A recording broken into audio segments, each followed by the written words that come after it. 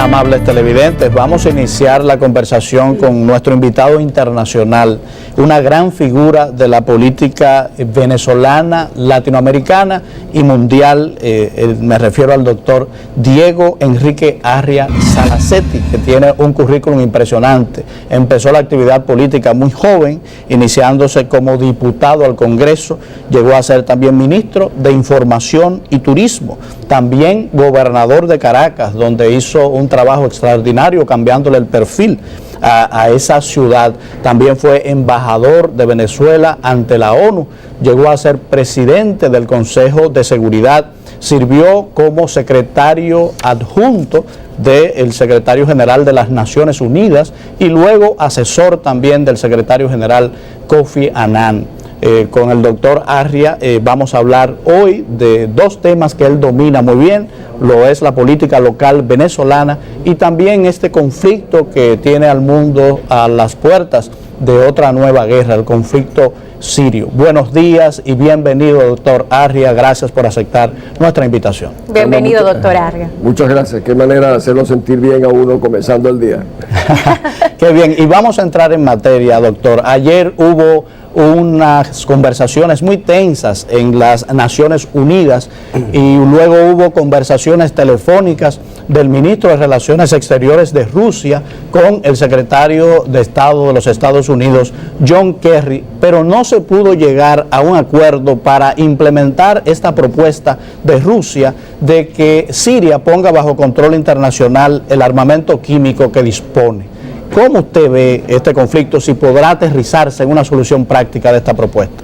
Bueno, en el fondo uno debe recordar que fue el secretario de Estado el que asomó, el que hizo flotar al principio esta idea que el canciller ruso Sergei Lavrov, que era por cierto mi compañero en el Consejo de Seguridad, tomó inmediatamente. ¿Por qué? Porque era una oportunidad no solo para congelar una iniciativa norteamericana y francesa, en todo caso, de un ataque, aunque fuese selectivo, a Siria.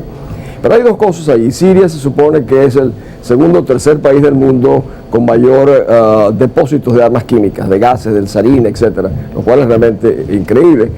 Siria ha venido negando durante todo este tiempo y ahora recién admite que tiene estos recursos. Entonces, en la implementación del acuerdo ayer se tranca, yo me imagino, porque cualquier resolución tiene que aplicarse de acuerdo con el capítulo 7 de la Carta de las Naciones Unidas, que es el que da fuerza a las resoluciones.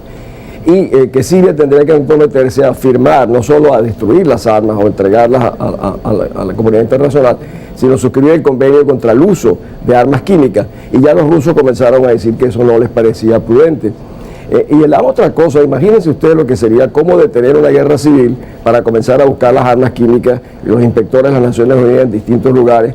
Incluso debe llegar Siria a utilizar a los propios inspectores de las Naciones Unidas como escudo para proteger donde tienen las armas químicas. O sea, estamos en un proceso que apenas habría una oportunidad, pero que falta mucho realmente para hacerla viable. Entonces, ¿significa esto que esta propuesta es más una especie de mecanismo de justificación para no ir adelante con el ataque con que había amenazado a los Estados Unidos? Porque notamos a los Estados Unidos como en una especie de retroceso del proceso que había avisado. Bueno, abrió una opción política para el propio presidente Obama. No olvidemos que yo no creo que el Congreso de los Estados Unidos iba a autorizarlo. Eso, por cierto, es una demostración de que el país más poderoso del mundo se somete a un mecanismo tan democrático como su propio parlamento. Esa es la primera, le da una salida al problema. Pero tenemos que recordarnos que cuando uno habla de esa parte del mundo, hasta el año 2010 era mucho más sencillo discutirlo. Los países anclas eran Israel y Egipto y los gobiernos fuertes de Arabia Saudita, etcétera. Hoy en día hay una fragmentación política que hace muy difícil, no solo para un presidente norteamericano, sino para la comunidad internacional, cómo manejarse en esa región. Bien, y a propósito de este tema de conflictos, vamos a ir hacia el pasado, porque es necesario para poder proyectar el futuro, irnos al pasado y traducirlos en el presente. Vamos a hablar un poquito acerca de algunas experiencias que le marcaron cuando se desempeñaba como presidente del Consejo de Seguridad ante la ONU y cómo marcó su vida y qué representa esto en la actualidad con respecto al conflicto en Siria, que testificó, por ejemplo, en el caso contra Milosevic. ¿Qué tiene de tal vez alguna similitud ¿Qué podríamos sacar de esta situación con respecto al actual conflicto en Siria? Pues muchas gracias. Fíjate, yo exactamente presidí el Consejo durante la guerra de los Balcanes, y esa es una experiencia más dolorosa y más cruenta, sobre todo al observar que la comunidad internacional dejó pasar años antes de tomar alguna iniciativa que pudiese detener lo que era realmente crímenes de lesa humanidad y hasta genocidio en el caso de Srebrenica. Hay síntomas muy similares, que son la participación, por ejemplo, en el caso de Rusia. Rusia, en la oportunidad de los Balcanes, actuó como un colaborador directo, un cómplice de los serbios, postergó la guerra, ayudaba, hizo romper el bloqueo que había de combustibles a Serbia, o sea, fue un socio de Serbia en el proceso que concluyó con el genocidio en Srebrenica. O sea, hay factores muy similares y que anticipan que la comunidad internacional se demora muchísimo en actuar. También lo vi en Ruanda. En Ruanda la comunidad internacional esperó a que mataran 400.000 personas y entonces intervino. En Siria el total ahora van 100 y tantos miles de personas.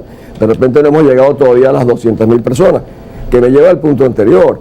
El hecho de que solamente haya una preocupación por las armas químicas, porque es una muerte terrible, no olvida para nada la tragedia del pueblo sirio, que están diariamente muriendo en un escenario de una guerra civil, donde hay un lado sumamente armado como es el gobierno, y Assad, que por cierto ya ha superado a su padre en el número de muertes.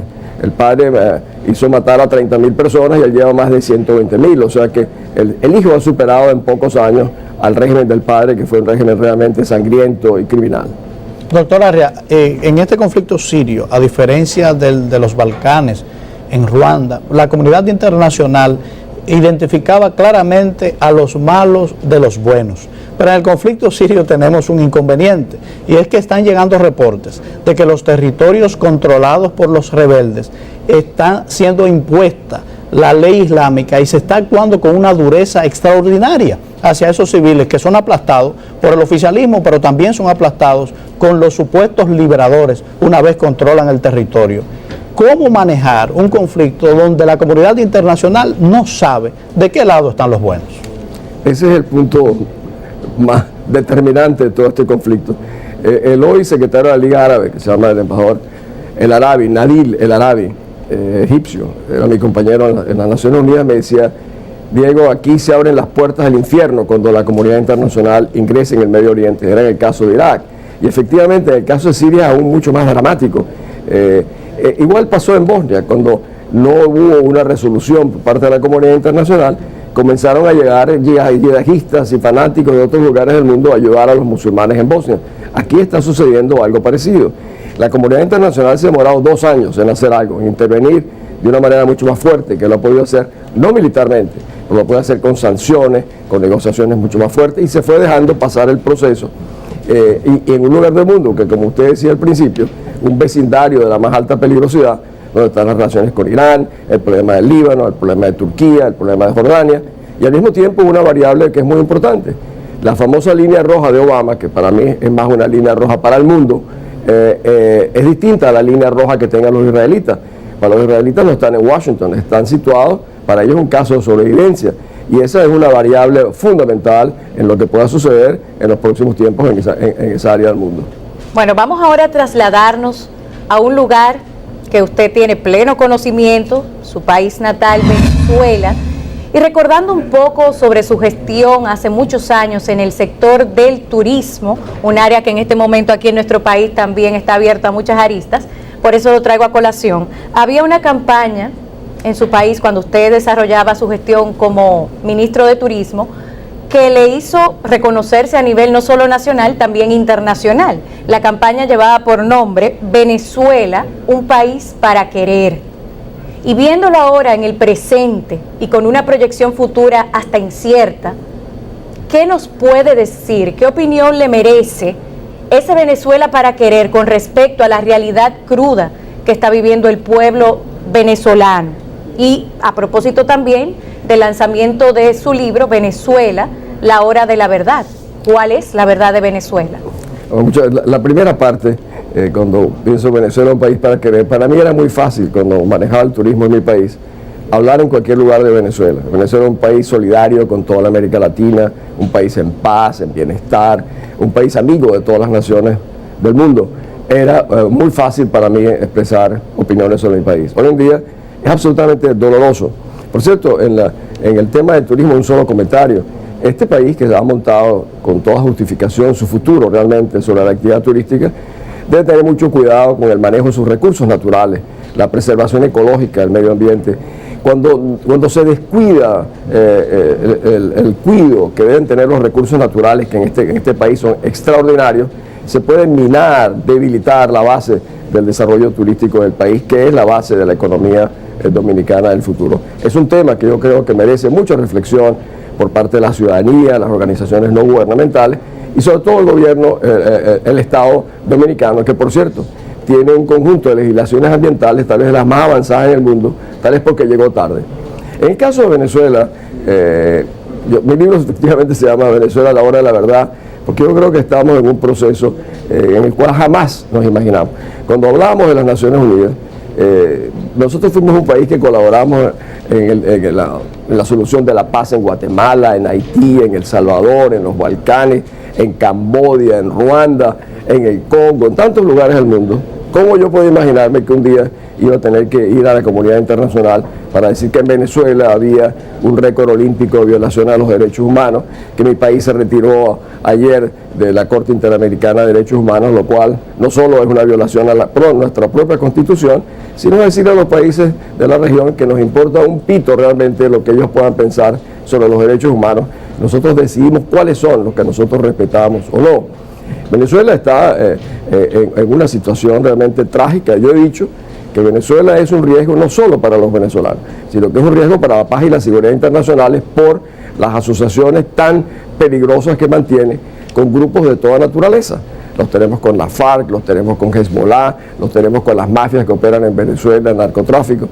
Es un país, uno de los más ricos del mundo proporcionalmente, como es mi país, poblado de pobres en este momento y con una tensión interna muy grande. Es un país enfrentado a sí mismo, polarizado.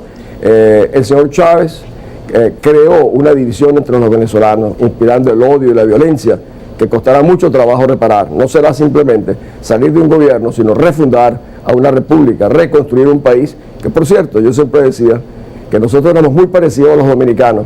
Lamentablemente para nosotros los venezolanos, hemos dejado de parecernos a este pueblo tan noble, amistoso y cariñoso como son los dominicanos. Bueno, y a propósito de esa tensión interna que está viviendo el pueblo venezolano, se dice de que básicamente se entregó, a propósito del presidente Chávez también, Venezuela a Cuba.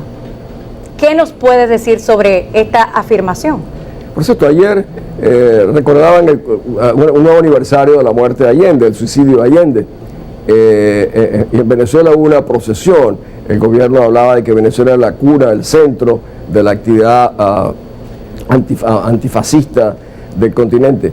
Realmente Venezuela se ha convertido más bien en el centro de atracción de todos los grupos que violan los derechos humanos a todo lo largo del continente. Nosotros tenemos situaciones, por ejemplo, como la FARC, pero en el caso de Cuba, Pinochet, por cierto, Allende, cometió toda clase de pecados, menos entregar Chile a los cubanos. Chávez entregó Venezuela a Cuba, como lo ha seguido consolidando el que fue formado por los cubanos, como un agente cubano que es Maduro. Maduro fue formado por los cubanos y luego se le insertaron a Chávez como parte de su guardaespaldas. La entrega de un país como Venezuela, rico, a un país como Cuba, es realmente un acto de traición a la patria.